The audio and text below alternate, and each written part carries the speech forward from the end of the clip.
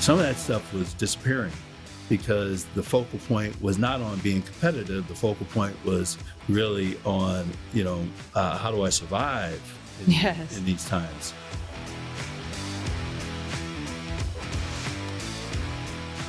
Hey there, friend. It's Stefanie Krievins, your host of the Hot Mess Hotline, where we have conversations so that mid-level leaders can learn to think like entrepreneurs. And I've got another great entrepreneur on the line for you today. Calvin Ellison Jr., or as I call him, Cal, is the president of Executive Impact Group here in my hometown, Indianapolis. He's an executive and group and team coach, just like I am, and has had decades of experience coaching CEOs and their executive level staff. And he's now touched the lives of nearly 3,200 employees across his groups and nearly $1 billion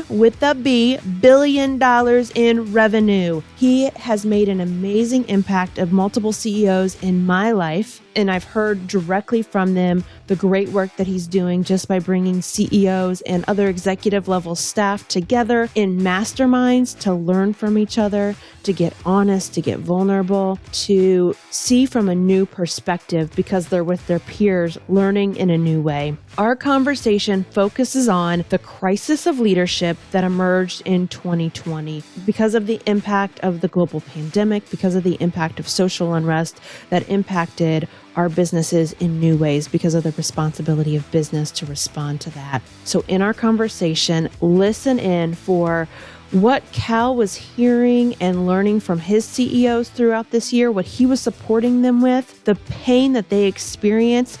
My friend, one thing that I know about all human beings is that no one has it figured out. The reason that your CEO is so successful is because they have asked for help. Now, you may not see that, but they are successful because they've asked for help. And these CEO mastermind groups are a fantastic way to do that. You can access the same thing too, regardless of your title. These masterminds are powerful. So Cal tells us, how is he supporting these leaders during this year? What do they need help with, both by way of policy development, working with their employees through this emotional stress? What was that like?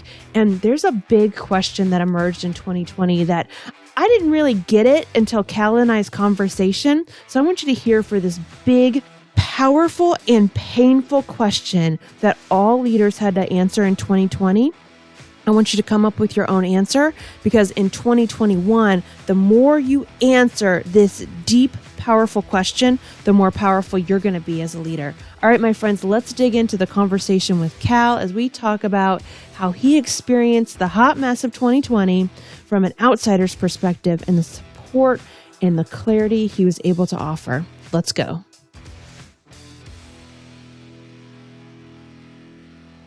All right, so Cal, let's dig in. We're going to talk about lessons learned, leadership lessons learned from 2020. Walk me through your experience as a mastermind leader, as someone who's now out of the corporate world. What did you witness from your people? Wow. 2020 was an incredible year. I think 2020 taught not only leaders, but employees, why should I follow you? And what I mean by that is that, there was so much coming at employees from the whole COVID scenario. Anxiety was off the roof. What's going to happen to their livelihood? What was going to happen to their quality of life? Looking at television every day and seeing all the division that was going on throughout the country. Mm-hmm. And there was a really strong need for people to have either someone or a group of people to be leaders in their lives. And from what I've seen from an executive coach perspective is that where their eyes was directed to was to the CEOs and the leaders within their companies, mm-hmm. because they were making decisions about those issues that were driving their anxiety up. Yes. It was a tremendous year for learning what to do and what not to do, mm-hmm. From a leadership perspective. And also, answering the question, why should I follow you? Mm-hmm. Okay. So, what does that mean? Why should I be engaged? Why should I trust you? Oh, yes. Why should I be committed to this organization? Mm-hmm.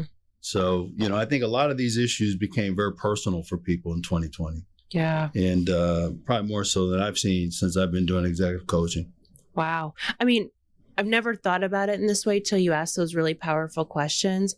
Not only was our health threatened, our businesses were threatened, there was division in the country, there was social unrest, but really at the heart of a lot of this was an existential crisis. Yeah. Oh. Yeah. I mean, there was absolutely nothing you could do to prevent this. I go all the way back to March 10th, 2020, and that's when I had my last in-face CEO peer group meeting. At the time, there was some skepticism in the room about the effect of the virus, and there were people that to some degree thought it just was a non-issue. And then 3 days later, the country shut down. Yes. And then there was a lot of uncertainty that followed it that March. That April. And leaders were trying to scramble in some cases. In some cases, they pivoted. And they figured out that they had to do something differently. Yes. We started looking at this whole concept of remote working. and I remember I had one CEO guy that I coached, and he said, man, remote working is just not it's not working. I'm just totally against it. Right. And I just don't see how it's going to work within my business. And probably 90 days into it, he started softening his stance on remote working. And as we further got into the latter part of the year, he wasn't a big fan of it, but, he embraced it and he saw the value of it. So not only was it pivoting the company, but it was also pivoting your mindset. Yes. And how you looked at things differently. Yeah. Let's go back to the week of March 10th and the week afterwards, because I'll tell you where I was. I will never forget this. I was launching a team coaching engagement with 65-person organization on a Thursday. Right. I'll never forget this. And so it was this awesome series of training and team coaching to touch everyone in the organization, to help them understand how to prioritize their work, how to manage up, how to say no to their manager, how to reprioritize and have work-life balance. Well, and since then I've stopped using those words, but to be able to leave work at work. And so I came into their staff meeting on a Thursday, and I know the tail end of that agenda was, hey, here are the options that you have for working from home starting next week. And by Friday morning, they had an email saying, do not come into the office. We will get you scheduled to come in and pick up your stuff so you can work from home for an indefinite amount of time. And unfortunately, that project got put on hold, understandably, because of what was happening and unfolding in the world. But that's where I was. I'll never forget that. And my coaching clients that I had the following week, I was asking them the question, in 2 years, what do you want to look back on this time and be able to say about your leadership style? Good question. Yeah. And I think, what we're going to see is as companies use different technology to gauge employee engagement, is that they're going to look at the data, and that data is going to be able to tell them just how effective their leadership abilities were in that particular time. And hopefully leaders will pay attention to it. If you're not doing some form of engagement survey, you're doing some type of interviewing process to capture the pulse of your employees. Yes. And you're gonna have to really make sure that during 2020, what did we gain as an organization, and what did we lose? Yes. And not necessarily talking about from a revenue perspective, but more so from a cultural perspective. And so, if you're a leader, you're going to have to really understand the impact 2020 had on your business, the totality of the business. And that's going to be really important, for leaders going forward. Yes. Well, and I know CEOs and top level leadership that I've been working with this year, that kind of vulnerability has been really hard, because they have felt like they felt like they had to carry a lot of weight that they wish they could have shifted to their employees. They wish that their folks would have stepped up their game, had a better stress response, demonstrated more resilience, and no judgment if you did or you didn't, but what did you hear from your CEOs and your top level leadership that you worked with this year about just what went off the rails?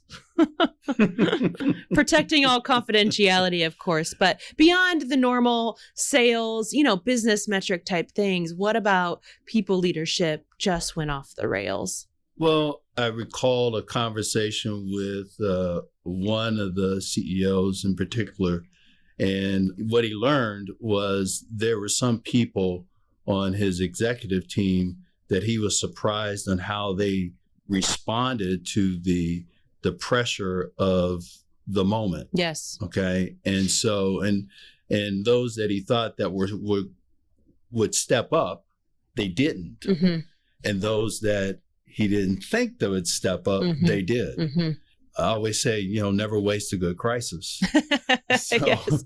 Oh my gosh. Speaking of, I just finished The Obstacle is the Way by Ryan Holiday, and he quotes that as well. Oh, life-changing, friends. If you've not read that book, have you read that book, Cal? No, I haven't, but I will. Oh, you're going to love it. Sorry. I'm so stoked about it. I just finished it last night and I was like, the world needs this book right now.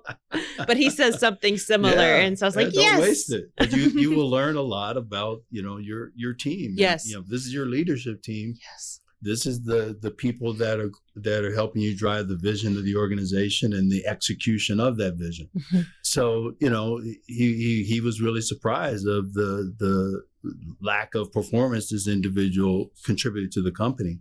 And, then I heard other stories about, one of the things that I saw from effective leaders was their ability to be flexible and to sacrifice. Mm. And so that came in the forms of, taking, some companies had to cut back on salaries and things of that nature. Yes. And so, they were the first in line to, take the cut, to be a role model of that mm-hmm. we're willing to sacrifice.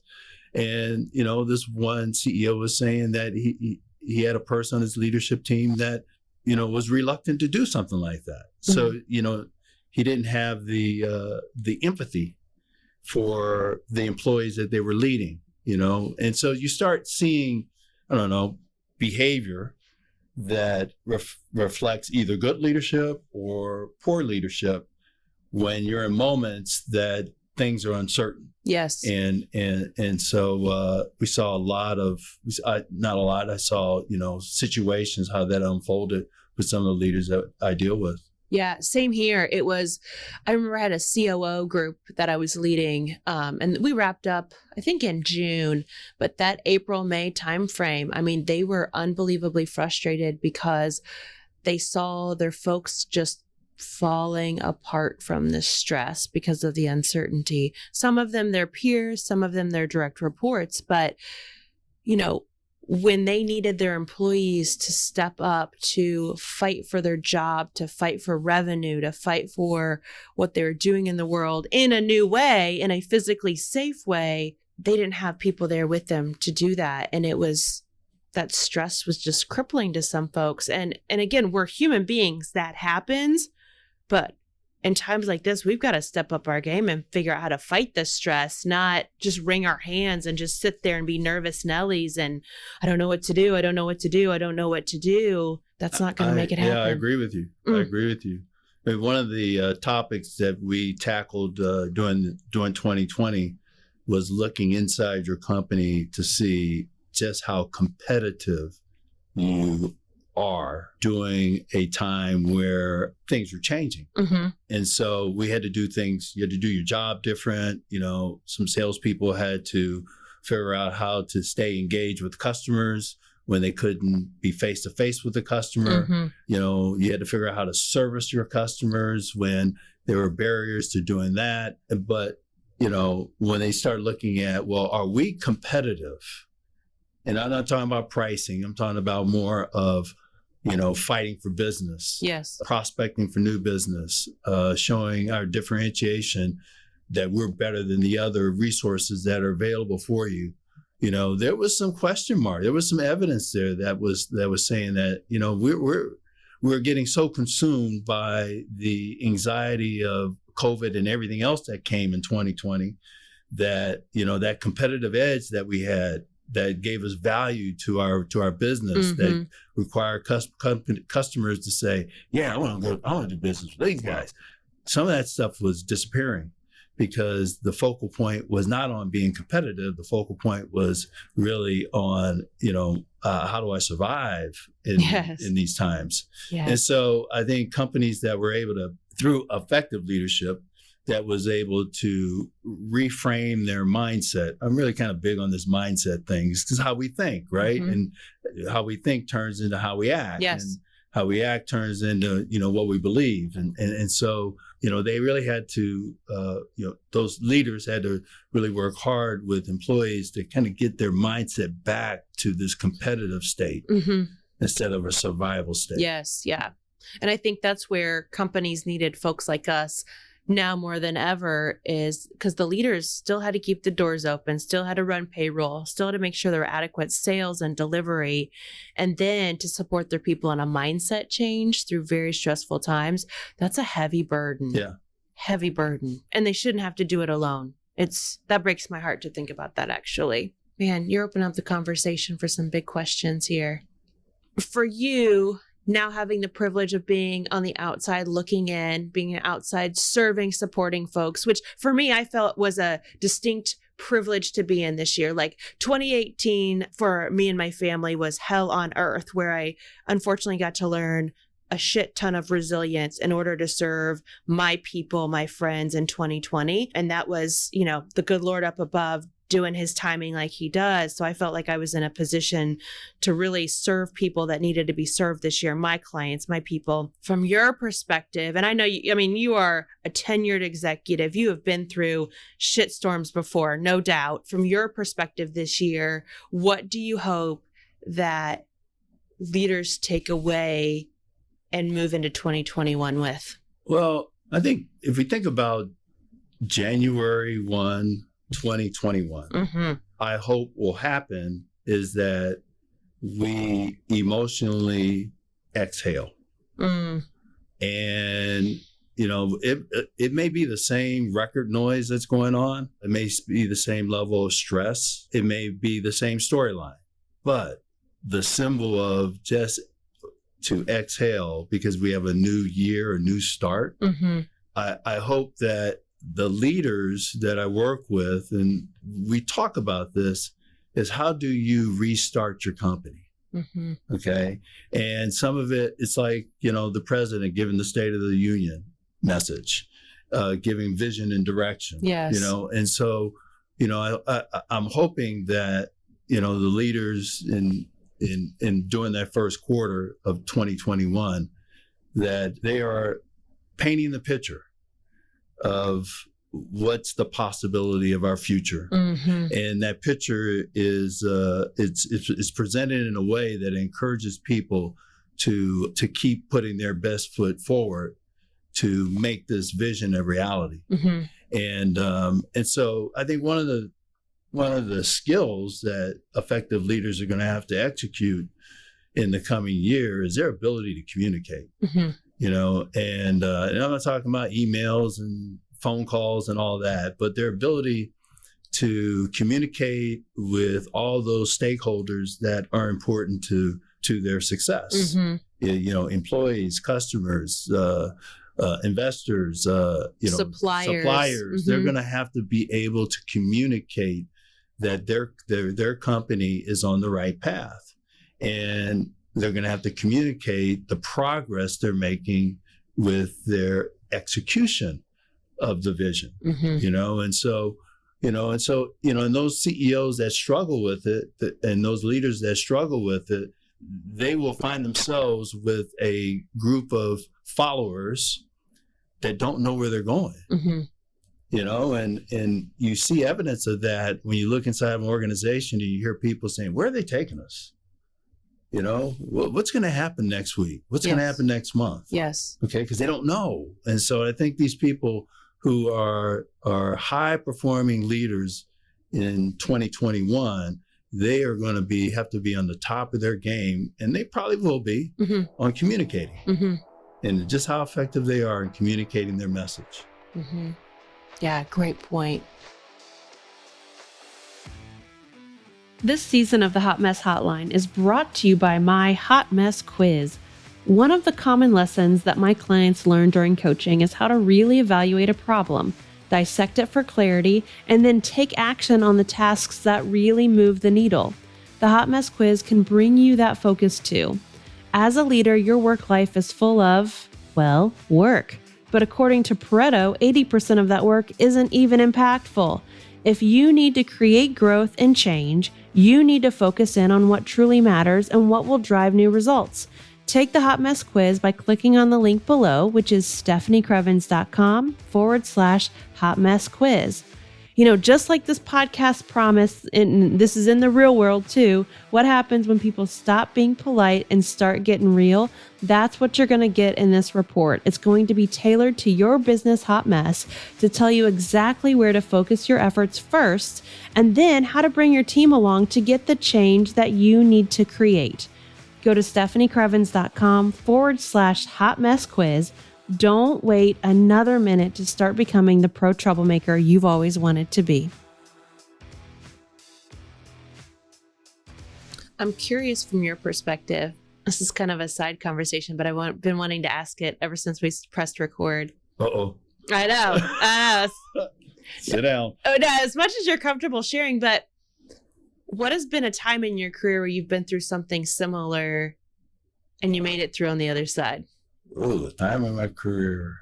Not a global freaking pandemic, obviously, but this uncertainty, this tension, this lack of clarity about what the future holds.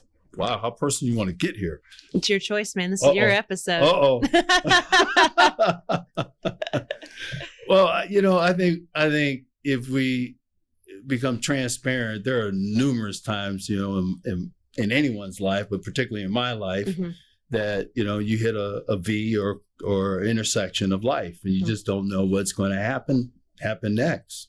And I think about before I got into the coaching profession, and I was still with Xerox which was the last company I worked with, when I made a decision that I was going to step out on a leap of faith and start this business, and there was a lot of uncertainty. So at that point in time, I made a couple decisions that fall in the category that it's enough stress to put you in your grave. Oh.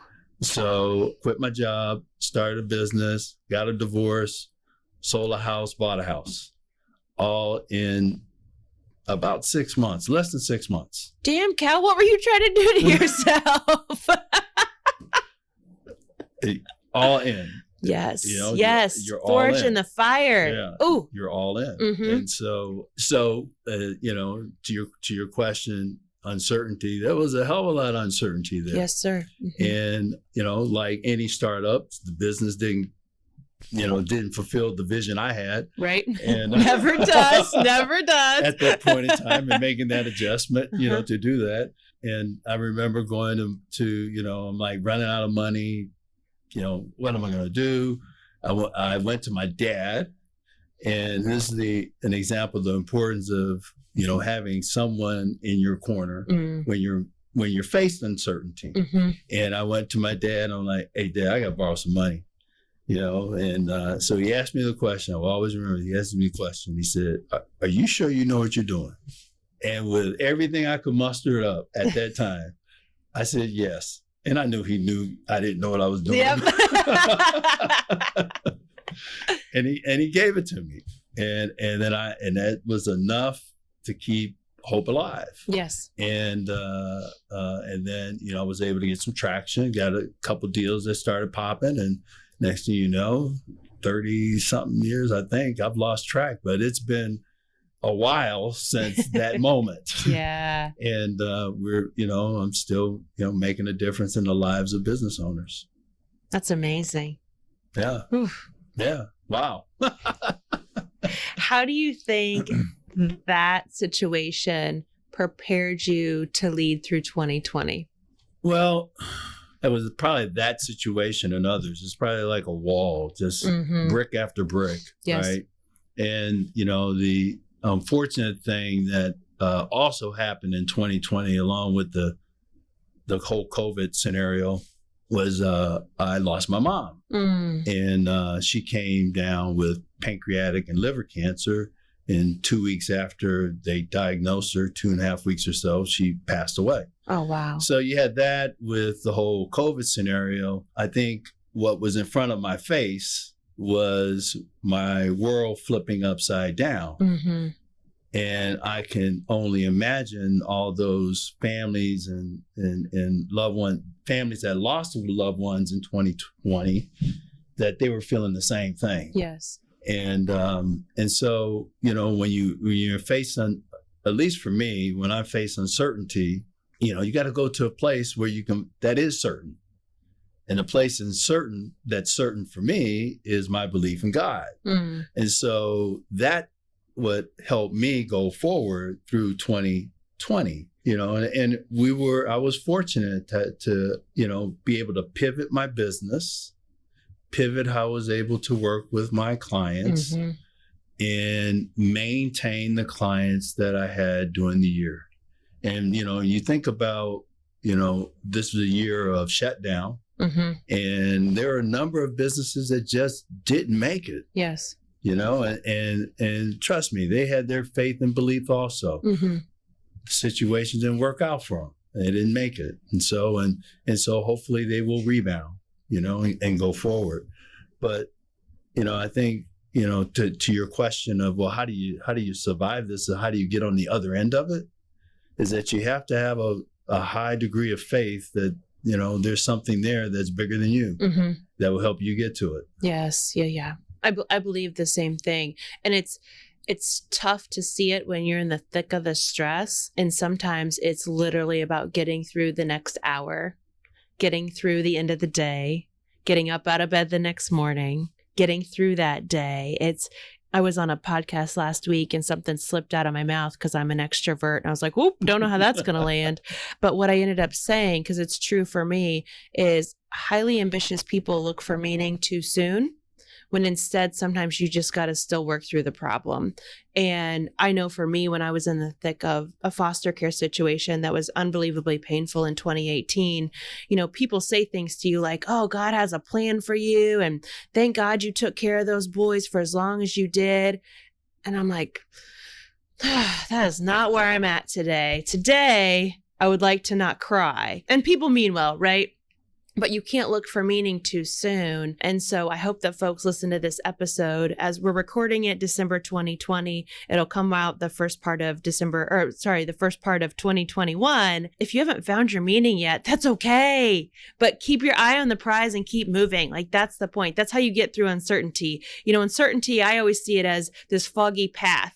And you can't see where you're going, but you can see the next step. So you just take it. Then you can see the next step. So you just take it. That's how I think of getting through uncertainty. I don't know why I just went off on that soapbox. Oh, it's Sorry. perfect. I hope they listen to you because, uncertainty makes you stronger on the back end. Absolutely. You got a choice. You can be paralyzed or you paralyzed by it. Yes. Or you can grow by it. Yes. Oh, yes. Yep. There's, have you heard of the notion of posttraumatic strength? Yeah. That's the good stuff. Yeah. You'll get stronger. Yes. Yeah. Just gotta keep moving forward. So as you think about, let's say let me ask you this. We're doing this podcast December 2021. What do you hope are the lessons leaders will take from this year ahead? Ooh. So that means 2021 isn't a continuation of 2020. It will be. It will be. There is not a clean slate on January 1. I wish that there was. It's an evolution. Because today we're talking, and I'm going to call it Miracle Monday because the vaccines are being shipped out across the globe and the miracles that are going to happen from it. But we are months away from 80% of the months, if not 9 months a year, from 80% of the population being vaccinated in the way that it needs to be so that our us getting together is fully healthy again. So we are months away. And then we're another 2 years away from a full economic recovery from what has impacted us in 2020. So lots of growth, lots of opportunities yet ahead. But we're having this conversation, clinking a little champagne to celebrate 2021. What do you Well, hope you know leaders what? take This away? this is interesting, because I think one of the things that I've learned, how far do we look out into the future? Mm-hmm. Okay. Mm-hmm. So, at one point in time, companies used to have a 5-year plan. Oh, yeah. All right. Now that's been tossed out the window. Yes. All right. And so we've gone to like a 3-year plan. Yes. And that's kind of shaky at best. Yep. And so now, at least the companies I'm working with, they pretty much exist on the next 90 days. Yes. And the challenge of to be able to plan the future results for your organization, I don't know, it's going to go, I think it's going to require a little triage as far as how do you predict what's going to happen. Mm-hmm. And you have to have some faith in some key indicators that, it's going to fall out the way it has historically fallen out. Mm-hmm. However, you're going to have to skip 2020 and look at 2019. Yes. When you're looking at history, right? Yeah. And so I just think, going forward, this 90-day window is going to be really important for leaders and businesses to focus on. And that's why I'm a big fan of the book Traction. Mm-hmm. And it talks about, your rocks, your 90-day rocks. And if you can create success in hitting those 90-day rocks, it's like a snowball. It will create momentum to get you to the end of the year. Yes. Right. And I think when you look at particular skills that business leaders are going to need for going forward, that one skill of forecasting, they're going to have to really take a hard look at how they forecast, so it doesn't become wish casting. Yes. And hope casting. And hope casting and all that it's that there's a strong possibility and probability that, those goals will happen. Yes. So I think you're going to have to see that, those kind of skills within leaders going forward. I think the ability for leaders to be able to engage with their business and understand the culture makeup in 2021 is going to be really important. We did a lot of work with core values and what does that mean, for an organization? And, in those high performing companies, core values are the foundation of the organization. And it's how people behave and act and think. But I think in 2020, some of those core values may have gotten rocked. Yes. So how do you, as a business leader, make sure that those core values that are important to help you achieve your goals, either 90 days, 60 days, or the end of the year, that they're in place? And I think that's going to be a critical competency that leaders are going to need going forward. That makes great sense. As you were describing the 90-day plan, I use a tool called the 90-day sprint, which is based off of, combines a couple of different schools of thought. What you were saying about, the ability to predict the future, I think that piece of it, I hope that all leaders learn that we actually don't have the ability to predict the future. There is so many things outside of our control that we believed we had control of that we really don't. But for those of us who are overachievers or we're used to a bit more stability that won't be back for a while, we think we have control over sales. No, you don't have control over sales. You have control over your outputs, your actions, your mindset, your tools, not whether or not people call you back. True. And so leaders need to, and it doesn't just apply to the sales function, obviously, but leaders need to, I think, recalibrate what can you actually affect and impact in your business. Well, you're making me think of another skill that would be very important for leaders, and that's the ability to problem solve. Yes. And I think problem solving now is a lot more complex.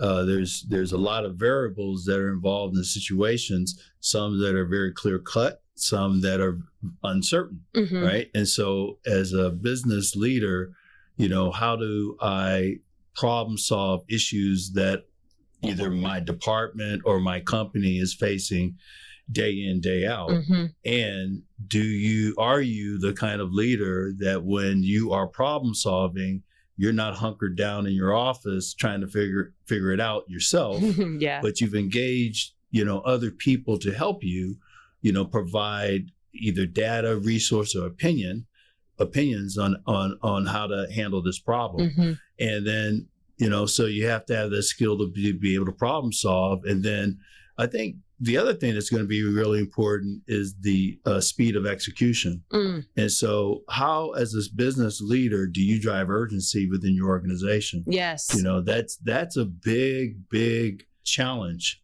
for companies. And I think you're seeing that. We saw it in 2020 because of all tidal wave of issues and anxiety that came. It just paralyzed people, Mm-hmm. right? But it comes a point in time where you got to get back into the business and you got to make things happen, Mm-hmm. right? And how fast can we move as an organization? Yes. And I think that is going to be really important for people going forward in 2021. That makes great sense. I heard a little quip last week where it was, when there's too much debate, when you get stuck in that analysis paralysis, it's not like you have to create a plan that will last for the next 5 years. When there's debate, pilot it, test out the ideas, because no longer will one path of action, one course of action be enough. You got to try it out. You got to pilot it, beta test it, whatever your lingo is there, to see what works. But the longer you sit in debate, the longer you sit in paralysis analysis, the more you're going to hold your team back and your company back. Right. Ooh. Right.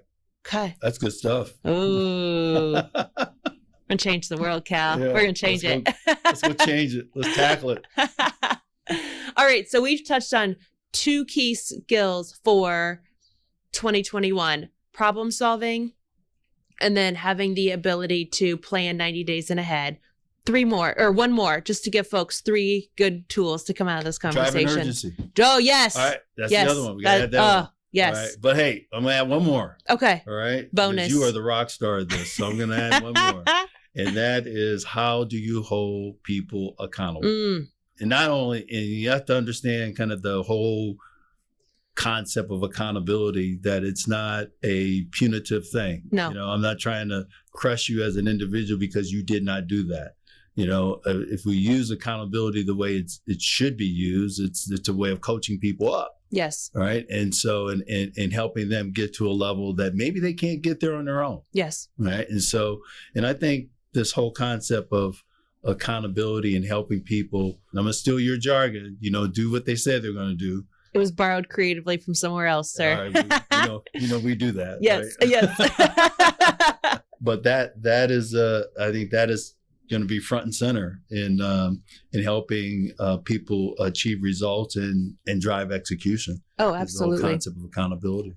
Yes. So accountability, friends, is do what you say you will do when you say you will do it.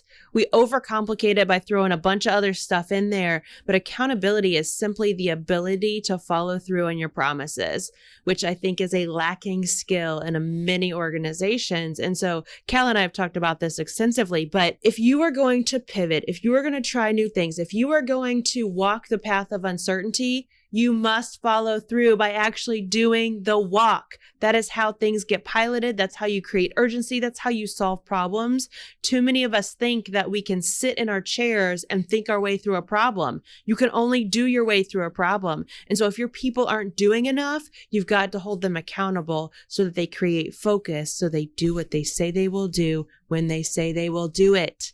There's no replacing action. And accountability makes action happen. Did I get Amen. that right? Amen. Oh, You got it. Hit coming it. down the Nailed it. aisles. My hands up on that one. It's going to change the world. Yes. Here we go. 1 step at a time. That's right. All right, Cal, any parting words of wisdom before we let folks get back to their day? First, I want to thank you for allowing me to be part of Hot Mess. Ah! I love the title. It just kind of makes me feel like I'm welcome and comfortable. Love it. I guess in just parting ways, find your space. And what I mean by that is, as business leaders out there, either if you're a CEO or in the C-suite, you got to find the place where you're bringing your best. you're living your best life. Mm-hmm. And that place really starts with your mindset. Mm-hmm. And, if there's certain things that you consciously need to change in how you look at the world, work on that. Yes. If there's feedback that you're getting from your peers or people that are concerned about your success, listen to them. Don't be afraid to put yourself in the room where you're not the smartest person in the room. Oh, yes. All right. How you perform as a leader is all in your control, and don't be afraid to take a risk. Yes. And there are people out there that can help you. That's why you got executive coaches out That's there. right. That's right. To get you to the place that you can't get there on your own.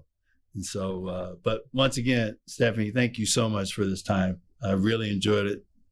Being part of a hot mess. I love it. I love it. That's the secret, my friends, is we all are part of Hot Mess. We all got our own. But Cal, thank you for sharing your wisdom with us. I know I admire the work that you've done with your CEOs, and I've seen them feel supported this year. And so for both of us to be able to play that role in this world, I think is just an honored position. So glad our paths crossed. All right, onward, my friends. This is the Hot Mess Hotline. This is Stefanie Krievins, and we will see you next time. All right, my friend, that's the conversation with Cal, an executive coach here in Indianapolis who is serving CEOs and their top leaders in just a wonderful ways. This is my top takeaway from our conversation. The situation that unfolded in the spring of 2020 across our businesses with the way that we had to send people home pretty abruptly, or for those who were essential, had to drastically change up how they worked and how they worked next to people because of the global pandemic. It not only made us question some of the fundamentals of our business, but it made us question some deep down values that we hold both as leaders and as organizations. Those got tested in significant ways. And for many of you, I know from our conversations, the answers were not pretty ones. They were not ones that you wanted to admit to yourself or to your company. So that means that you might need some help getting it fixed. So I want you to think about resources so that you can come out of this economic recovery in a stronger place with a culture and a business that works for everyone involved. All right, my friend, that wraps it up for this conversation with Cal and the leadership existential crisis that we saw with so many CEOs and C-suiters and how that impacted mid-level leaders in too many companies. And so now I would love to hear from you. What's your top takeaway? What's something that caught your ear as you were listening to this episode with Cal that you want to put into practice for yourself? Wherever you're listening, put that in the comments so that we can learn from you too. All right, my friend, let's get off the internet. Let's be a problem solver that gets the real, impactful, important work done. And I'll see you next time.